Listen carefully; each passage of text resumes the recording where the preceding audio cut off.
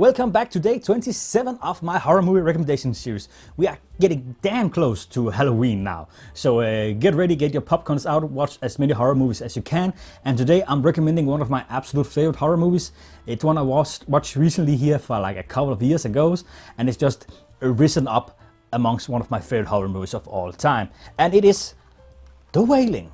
In The Wailing we follow a police officer who's living in this like small town, where suddenly there seems to be spreading an infection that makes people kill, commit brutal murder and just go completely crazy.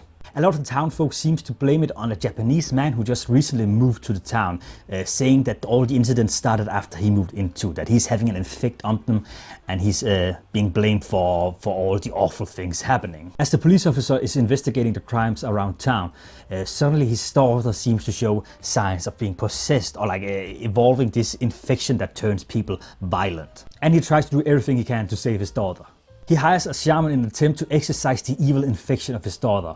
But when that fails, he gathers up his friends to go out to the Japanese man in an attempt to stop him from whatever it is he's doing. Now, The Wailing is amazing. It is a bloody masterpiece, in my opinion.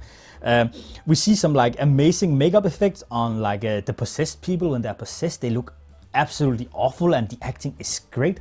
Some very tense scene, gnarly tense scene in this movie. But despite that, it also had a lot of comedy. There was several moments when I watched this where I just like laughed out loud because it is like so fucking funny in this like horror movie that is like very sad. It also has this kind of ending where like I wish I could watch this for the first time again, because like the amount of tension I had when I watched this for the first time.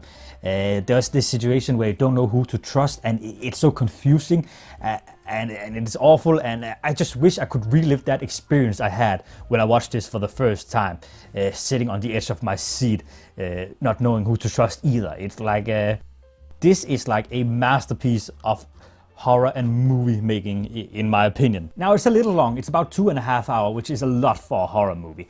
And usually I hate movies that are that long, but time just flies by in this thing. Despite many like slow section, when it picks up, it just picks up, and the characters are still like very interesting and likable, and all the funny elements as well just it helps keep this thing interesting. And the really tense scene are just like so bloody tense. That just makes this so great. And I think I'm like talking in circles right now. So I should probably just end this for today. This has been day 27 of my horror movie recommendation series. Oh boy.